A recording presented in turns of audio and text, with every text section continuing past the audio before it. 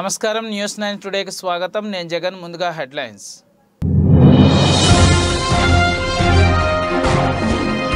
చంద్రబాబు ఇంటి వద్ద KA Paul హడావిడి. ఉండవెల్లిలో చంద్రబాబు నివాసం వద్ద ప్రజాశాంతి పార్టీ అధ్యక్షుడు కేఏ పాల్ హంగామా.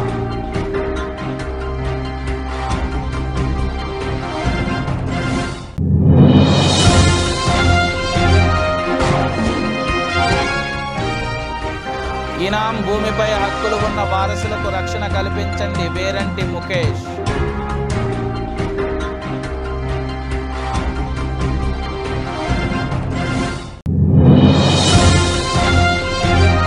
కొట్టుకున్న సచివాలయ సిబ్బంది వాలంటీర్. రాయచోటి పోలీస్ స్టేషన్లో ఈ నెల 7వ తేదీన కేసు నమోదు.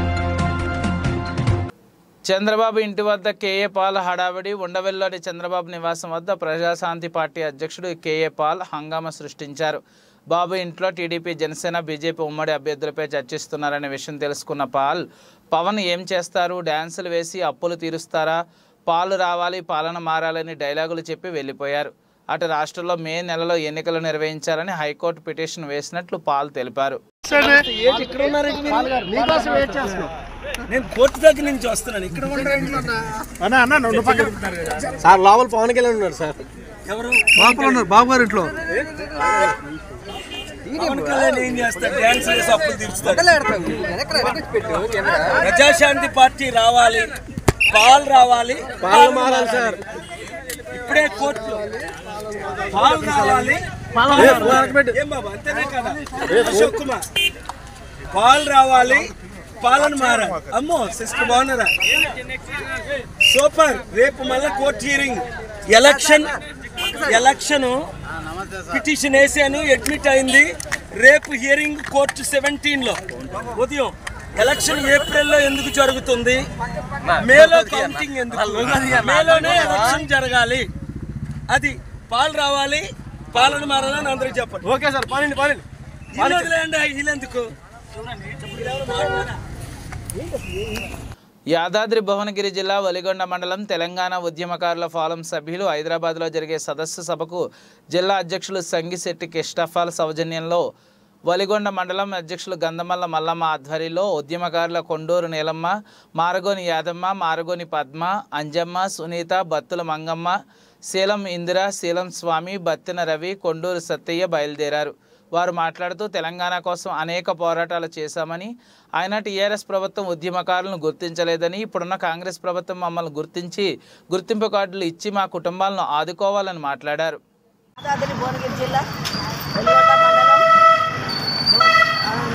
తెలంగాణ ఉద్యమకారుల ఫోరం మేము మస్తు కష్టపడ్డాం. జైలుకి వెళ్ళాం, బోనాలు వెళ్ళాం, దీక్షలు కూర్చున్నాం, చిన్నపిల్లలతో కూడా చేసినాం.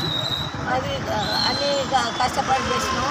మాకు గుర్తింపు కార్డు ఇవ్వవలసింది కానీ ముఖ్యమంత్రి జ్యోతిరెడ్డి అన్నకు, శ్రీనివాసు అన్నకు అందరికీ కృతజ్ఞతలు తెలుపుతున్నాం.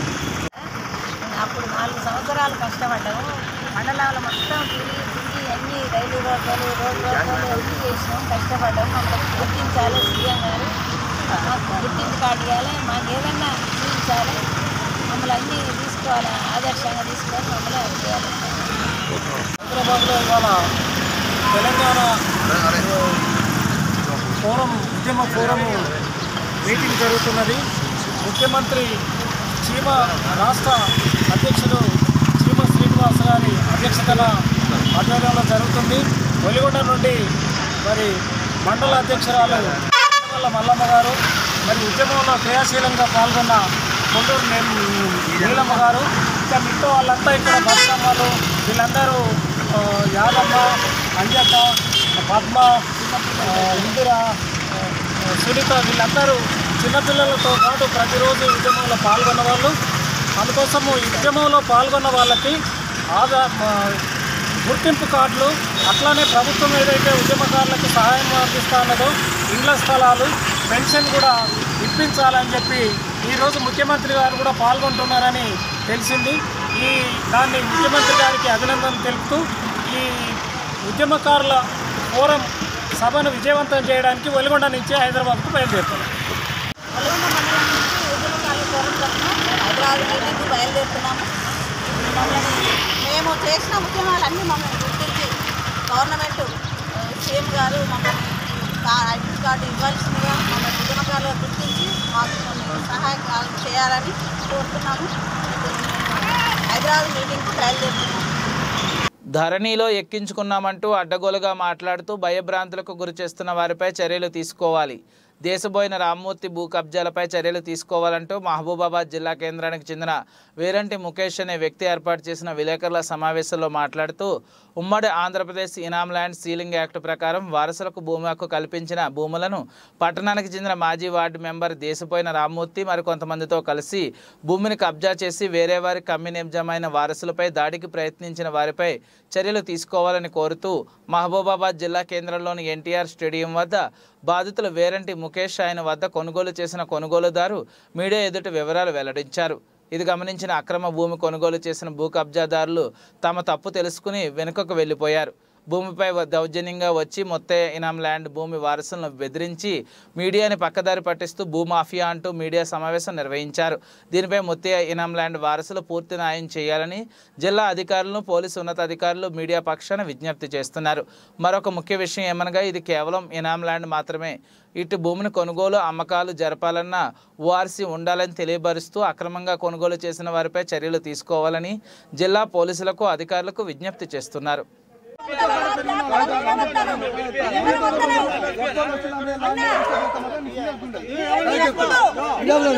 వార్డు మెంబర్ గా మీరు పిచ్చిగా మాట్లాడతాను. మీరు ఎడ్యుకేటెడ్ మీరు ఇది ఇనాం ల్యాండ్ ఉంది కదా, ఇనామే కొనుక్కున్నాం. ఎట్లా కొనుక్కుంటాం? ఎందుకు కొనుక్కుంటాం? ఎందుకు కొనుక్కున్నాం? 4 లక్ష తీసుకుంటాం. మాకు మళ్ళీ ప్రభుత్వంతో మేము పెట్టుకుంటాం. మా ప్రభుత్వంతో మేము చేసుకుంటాం. రామూర్తి గారు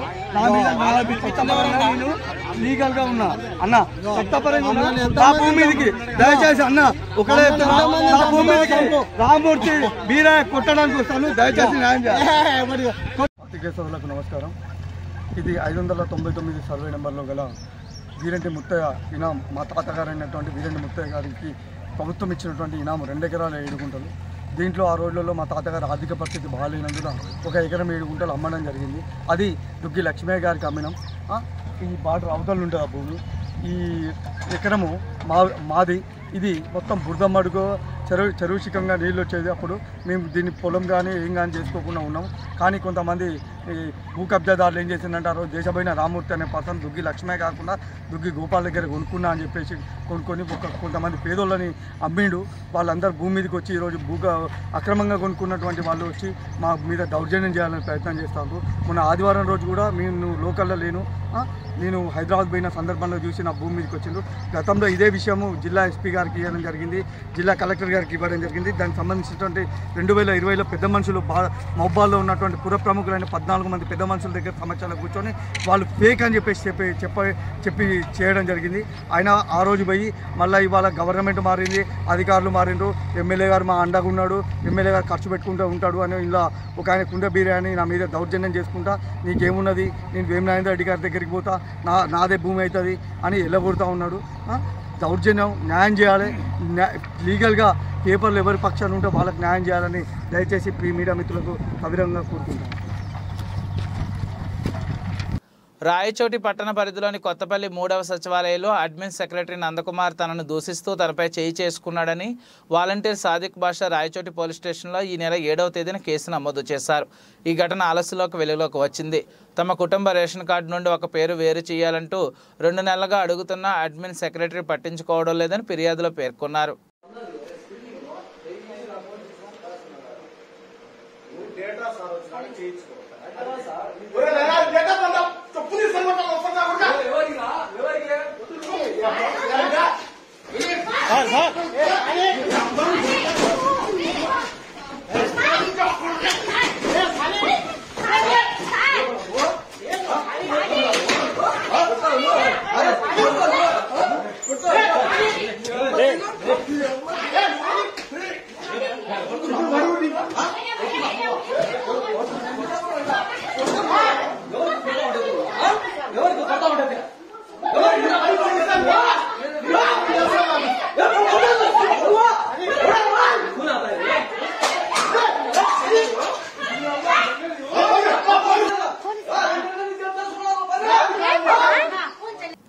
నంద్యాల సార్వత్రిక ఎన్నికలు సమీపిస్తున్నందున నంద్యాల జిల్లా ఎస్పీ రఘువీర్ రెడ్డి ఆదేశాల మేరకు నంద్యాల టౌన్లోని 3 టౌన్ పోలీస్ స్టేషన్ పరిధిలో Devar Nagar, VC colony, park road, Nagulakatta, BC hostel, Chaitanya school మొదలగు ప్రాంతాలలో Nandyal T town inspector Narasimha ఆధ్వర్యంలో సుమారు 60 BSF కేంద్ర సాయుధ బలగాలతో మరియు టౌన్ పోలీస్ సిబ్బందితో కలిసి సమస్యాత్మక పోలింగ్ స్టేషన్లు సందర్శించి ఎటువంటి అల్లర్లు జరగకుండా ప్రశాంత వాతావరణంలో ఎన్నికలు జరిగే విధంగా శాంతి భద్రతలను కాపాడటానికి రాజ్యాంగం ద్వారా సంక్రమించిన ఓటు హక్కును స్వేచ్ఛగా వినియోగించుకునేందుకు ప్రజలకు భరోసా కల్పించేందుకు కవాతును నిర్వహించారు. అనంతరం దేవనగర్, వీసీ కాలనీలోని రౌడీ షీటర్లకు కౌన్సిలింగ్ నిర్వహించారు.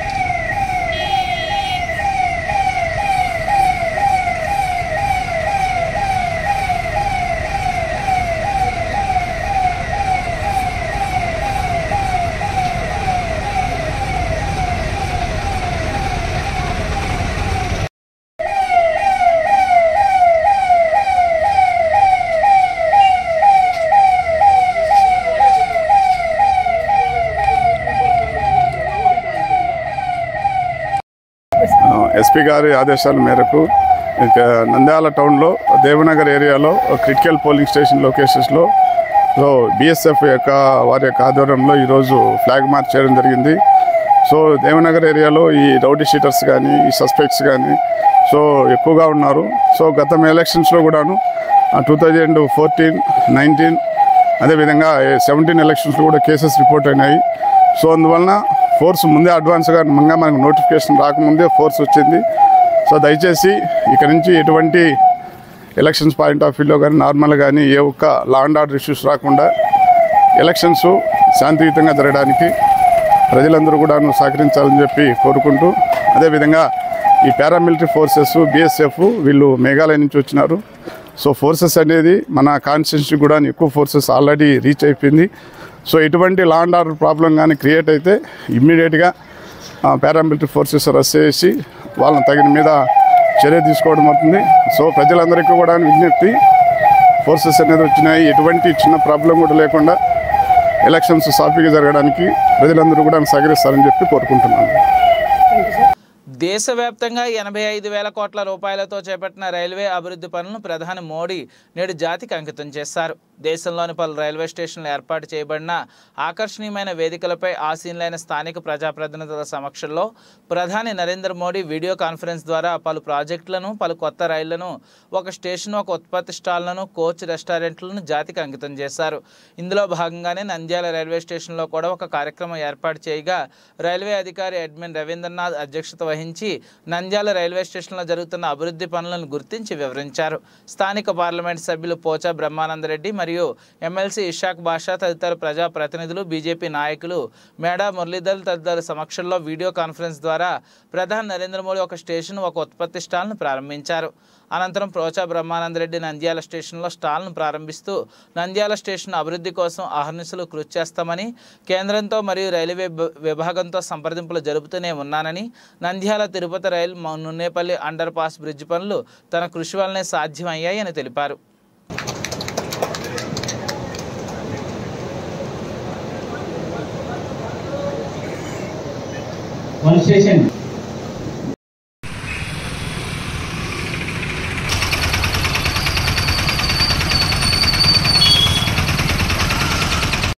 కార్యక్రమాన్ని వీక్షించవలసిందిగా కోరుచున్నాము.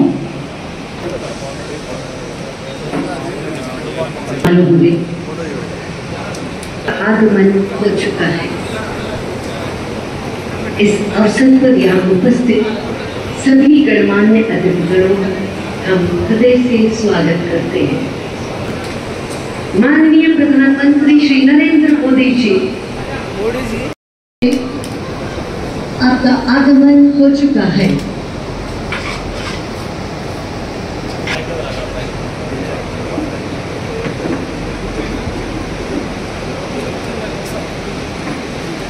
कुछ ही पलों में वे हमारे बीच होंगे।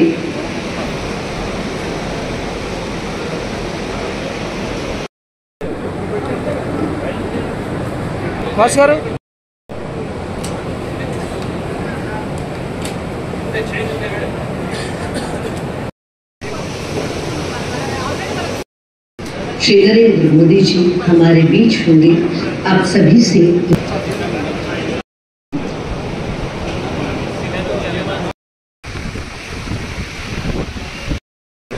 आज का ये विकास पर्व प्रधानमंत्री जी की इस बड़ी सोच का साक्षी है। कुछ उदाहरण प्रस्तुत करता हूँ। डेडिकेटेड ट्रेड कॉरिडोर की कल्पना 10 साल का इस महत्वपूर्ण प्रोजेक्ट का 1 किलोमीटर भी पूरा नहीं हो पाया। ముఖ్యంగా ఇంకొకటి ఏమంటే ఒక ప్యాసింజర్స్ ఒకటే గమనించాలి. జనరల్గా ఏమవుతుందంటే ఇప్పుడు తిరుపతి ట్రైన్ ఒక ఎగ్జాంపుల్ చెప్తాను, ఒక సింపుల్. మన యుగం ఫాస్ట్ అయిపోయింది. ఒకప్పుడు 40-50 కిలోమీటర్ల స్పీడ్ పోతున్నాం. ఇప్పుడు 100 కిలోమీటర్లు 150 కిలోమీటర్లు పోతే కానీ మన సాటిస్ఫాక్షన్ లేదు.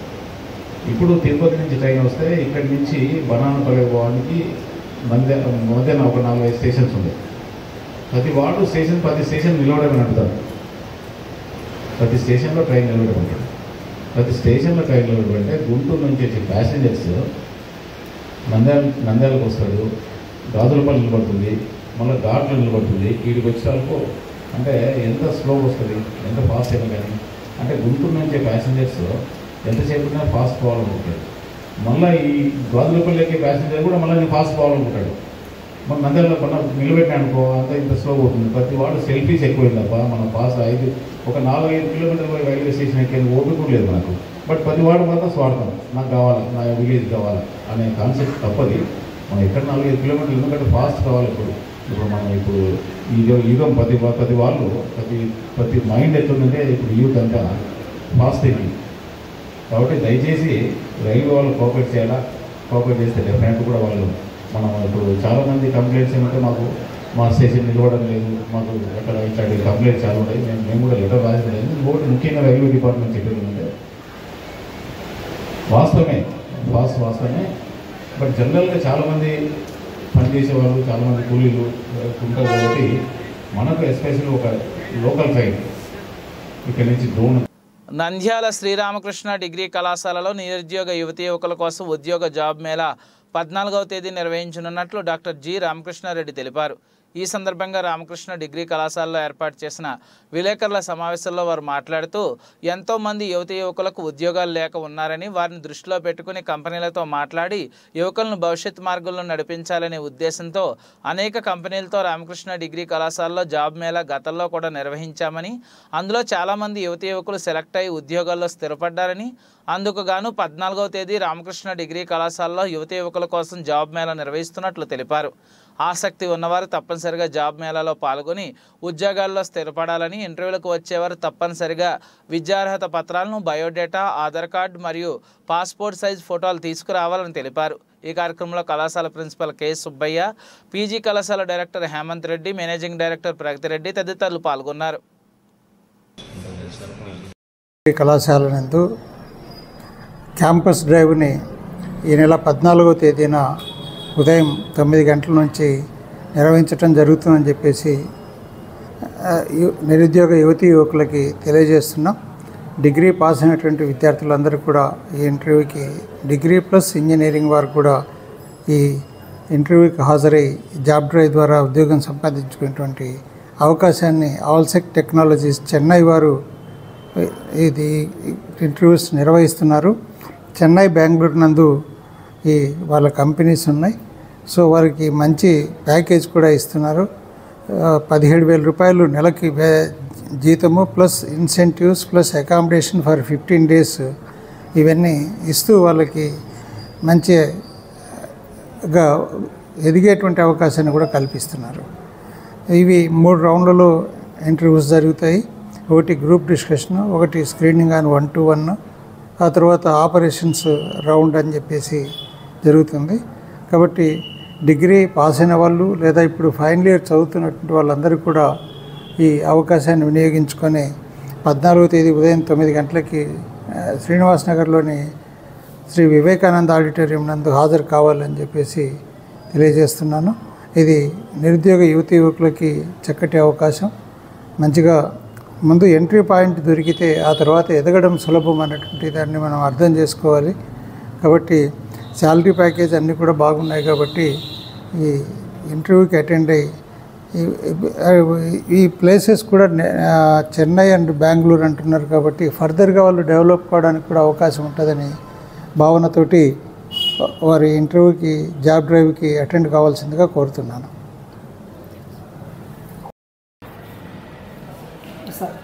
నిరుద్యోగులైన నంద్యాల పరిసర ప్రాంతాల యువతీ యువకులకు శ్రీ రామకృష్ణ డిగ్రీ కళాశాలలోని స్వామి వివేకానంద ఆడిటోరియంలో ఈ నెల 14వ తేదీన 9 గంటలకు జాబ్ మేళా అనేటువంటిది నిర్వహించబడుతుంది.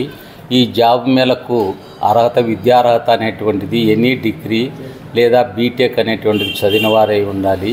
అయితే 20, 21, 22, 23 సంవత్సరాల్లో మాత్రమే పూర్తి చేసిన వారికి ఇందులో ప్రవేశం తీసుకోవటానికి అవకాశం అనేటువంటిది ఉంటుంది. ఈ జాబ్ మేళా నిర్వహణ చెన్నై, బెంగళూరుకు సంబంధించి వారికి ఉద్యోగాలు కల్పించబడతాయి. ఇది అలెస్క్ టెక్నాలజీస్ అన్నటువంటి కంపెనీ వారు నిర్వహిస్తూ ఉన్నారు. కాబట్టి ఈ అవకాశాన్ని నిరుద్యోగులైనటువంటి యువతీ యువకులు వినియోగించుకోవాలి అని శ్రీ రామకృష్ణ డిగ్రీ కళాశాల యాజమాన్యం వారు కోరటం జరిగింది. ఈ ఇంటర్వ్యూకు ఈ జాబ్ మేళకు ఇచ్చేసినటువంటి నిరుద్యోగులు ఏ విధమైనటువంటి రిజిస్ట్రేషన్ కూడా చెల్లించవలసిన అవసరం లేదు. ఉచితంగానే ఈ జాబ్ మేళలో పాల్గొని తమ అర్హతలను నిరూపించుకొని ఉద్యోగాలను పొందే అవకాశం ఉంది. కాబట్టి ఈ జాబ్ మేళలో పాల్గొని ఉద్యోగాలను పొందాలి అని ఆశిస్తూ ఉన్నాం. Thank you. Nandyal SDPI party MP అభ్యర్థిగా హఫీజ్ తతావుల్ ఖాన్ని ప్రకటించడం చాలా సంతోషకరం. ఎస్డిపిఐ పార్టీ నంద్యాల జిల్లా అధ్యక్షులు మహబూబ్ బాషా అన్నారు. ఈ సందర్భంగా ఏర్పాటు చేసిన విలేకరుల సమావేశంలో ఎస్డిపిఐ పార్టీ నంద్యాల పార్లమెంట్ అభ్యర్థి హఫీజ్ అతవుల్లా ఖాన్, నందికొట్కూరు ఎమ్మెల్యే అభ్యర్థి లింకన్ రాజు, శ్రీశైలం ఎమ్మెల్యే అభ్యర్థి యూనికే యుమాన్, నంద్యాల ఎమ్మెల్యే అభ్యర్థి ఫాజిల్ దేశాయ్, నంద్యాల అసెంబ్లీ అధ్యక్షులు ఆసిఫ్ పాల్గొన్నారు. కర్నూలులో జరిగిన ఎస్డిపిఐ పార్టీ సమావేశంలో ఎస్డిపిఐ పార్టీ జాతీయ కార్యదర్శి మరియు ఆంధ్రప్రదేశ్ రాష్ట్ర ఇన్ఛార్జ్ అబ్దుల్ సత్తార్ అధ్యక్షతన SDPI party Nandyal parliament MP అభ్యర్థిగా హఫీజ్ అతవుల్లా ఖాన్ ప్రకటించడం జరిగిందన్నారు. నంద్యాల ఎస్డిపిఐ పార్టీ కార్యాలయంలో ఏర్పాటు చేసిన సమావేశంలో నంద్యాల పార్లమెంట్ అభ్యర్థి హఫీజ్ అతవుల్లా ఖాన్ మాట్లాడుతూ ఎస్డిపిఐ పార్టీ కేంద్ర అధిష్టానం తనను నంద్యాల పార్లమెంట్ అభ్యర్థిగా ప్రకటించడం జరిగిందని, ఆహర్నిశలు ప్రజా సమస్యలపై పోరాడుతూ పార్టీ గెలుపు కోసం పనిచేస్తానని, నంద్యాల పార్లమెంటు పరిధిలోని అన్ని అసెంబ్లీలలో తిరిగి ప్రజా సమస్యలు తెలుసుకుని గెలిచినా ఓడినా ప్రజా సమస్యలు పరిష్కరించే విధంగా మైనార్టీ, ఎస్సీ, ఎస్టీ, అణగారిన వర్గాల హక్కుల కోసం తన పోరాటం కొనసాగుతుందని తెలియజేశారు.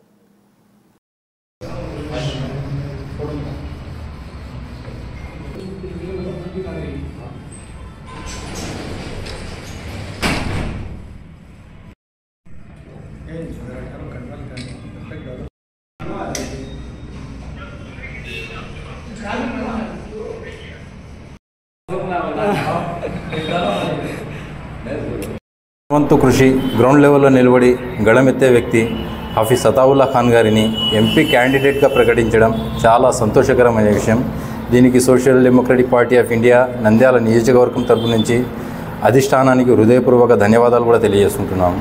ముఖ్యంగా రాబో ఎన్నికల్లో మా ద్వయం అనేది కీలకమైన మార్పు తప్పకుండా చూపిస్తుందని తెలియజేసుకుంటున్నాను. గత 2 నెలలుగా నన్ను క్యాండిడేట్గా ఎమ్మెల్యే క్యాండిడేట్గా ప్రకటించిన తర్వాత గ్రౌండ్ లెవెల్లో అన్ని వార్డులలో దాదాపుగా తిరగడం జరిగింది. ఎక్కడికి వెళ్ళినా కానీ సుమారు కొన్ని వందల మందిని సామాన్య మధ్యతరగతి కుటుంబాలకు చెందిన ప్రజలు కలవడం జరిగింది. వాళ్ళలో కనీసం 5% కూడా ఏ బాకీలు లేకుండా ప్రశాంతంగా తన జీవితాలను గడిపే వాళ్ళు ఎవరు కనపడలేదు. అంటే మీరు ఇచ్చిన ఈ సంక్షేమ పథకాలు, ఉచిత పథకాలు, నవరత్నాల వల్ల సామాన్య ప్రజలకు ఏం ఒరిగిందని నేను ప్రశ్నిస్తున్నాను.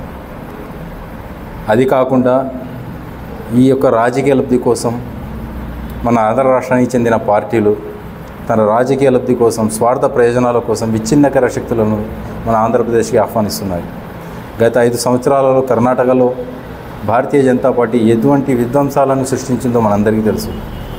అటువంటి పార్టీని వీరి రాజకీయ లబ్ధి కోసం ఈ పార్టీలు ఆంధ్ర రాష్ట్రానికి ఆహ్వానిస్తున్నాయి. ఇది చాలా దారుణమైన పరిణామం. భవిష్యత్ తరాలు మీకు క్షమించవని social democratic party of India నుంచి తెలియజేస్తుంటున్నాను. ముఖ్యంగా మన ఆంధ్ర రాష్ట్రంలో ప్రత్యామ్నాయ శక్తి లేదు కాబట్టి వీరి యొక్క మైనారిటీ కమ్యూనిటీకి చెందిన పేద బడుగు బలహీన వర్గాలకు చెందిన ఓటు బ్యాంకు ఎక్కడికి పోదు, ఇటు నుంచి కొడితే అటువైపు, అటు నుంచి పోతే ఎక్కడివైపు అని వాళ్ళకి తెలుసు కాబట్టి ఆడుకుంటున్నాడు. 3వ ప్రత్యామ్నాయ శక్తి ఆంధ్ర రాష్ట్రానికి అవసరం. ఆ ప్రత్యామ్నాయ శక్తి social democratic party of India మీ తరపు నుంచి వస్తుంది. రాబోయే ఎన్నికలలో గెలిపే లక్ష్యంగా social democratic party of India Nandyal జిల్లాలో పనిచేయబడుతుంది. ప్రత్యక్ష రాజకీయాలలో కీలక పాత్ర నేడు social democratic party of India పోషిస్తుంది. గెలిపే లక్ష్యంగా రాబో రోజుల్లో social democratic party of India ground లెవెల్లో పోతుంది. ప్రజాదరణ కూడా ప్రతి రోజుకు పెరిగిపోతుంది. ఎస్డిపిఐకి తెలుసు నేడు ప్రత్యామ్నాయ శక్తి కావాలి ఆంధ్ర రాష్ట్రానికని ఆంధ్ర రాష్ట్రానికి ప్రజలకు తెలుసు. ముఖ్యంగా నంద్యాల పట్టణ ప్రజలు వీధిలో సోషల్ డెమోక్రటిక్ పార్టీ ఆఫ్ ఇండియాకి ఆహ్వానిస్తున్నారు. వాళ్ళ దగ్గరికి వచ్చి మమ్మల్ని పిలుపునిస్తున్నారు. చాలా సంతోషించదగ్గ విషయం. ఇదే ఊపుతో social democratic party of India రేపటి నుంచి గ్రౌండ్ లెవెల్లో వెళ్ళి పనిచేస్తుందని తెలియజేసుకుంటున్నాను. Okay sir. अस्सलाम वालेकुम रहमतुल्लाह। आज social democratic party of India से नंदियाल और करनूल इन 2 लोकसभा में 2 लोकसभा कैंडिडेट्स का अनाउंस किया गया है। और वैसे social democratic party of India की जानिब से असेंबलियों के अंदर भी अभी 7 जगहों पर 7 कैंडिडेट को अनाउंस किया गया और कुछ कैंडिडेट बहुत जल्द हम भी वो भी अनाउंस करने वाले हैं। ये इस बार हमें कैंडिडेट्स को भी ज़्यादा खड़ा करना और लोकसभा इलेक्शन भी लड़ना, हमारा मकसद ये है कि आवाम के दरमियान में भूख और खौफ ये दोनों चीज़ें जो बहुत ज़्यादा जड़ पकड़ती हुई जा रही हैं, इन दोनों चीज़ों को ख़त्म करने के लिए है। अभी हम YCP और TDP को देखेंगे तो ये दोनों भी आपस में एक दूसरे से लड़ने के लिए और आपस में एक दूसरे में कौन सबसे ज़्यादा घोटाला करने वाला है ऐसी शर्त लगा करके लोग जो सो घोटाला करते हुए चल रहे हैं। अभी जगन मोहन रेड्डी भी 5 साल हो गए इनकी एक परेड हो करके, ये 5 साल के परेड में आंध्र प्रदेश का डेवलपमेंट जिस तरीके से होना था उस तरीके का डेवलपमेंट बिल्कुल नहीं हो सका। बुलेटिन मुगिंचे मुंदु मुख्यांशालु मरोसारी।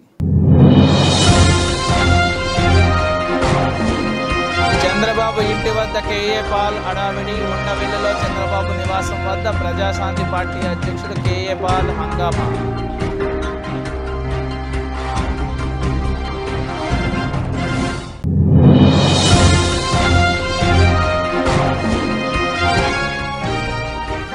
ఇనాం భూమిపై హక్కులు ఉన్న వారసులకు రక్షణ కల్పించండి వేరంటి ముఖేష్.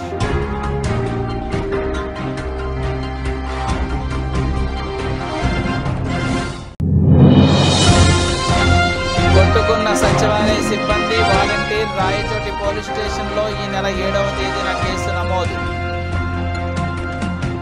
ఈ బులెటిన్ ఇంతటితో సమాప్తం. తిరిగి మరిన్ని వార్తా విశేషాల కోసం చూస్తూనే ఉండండి.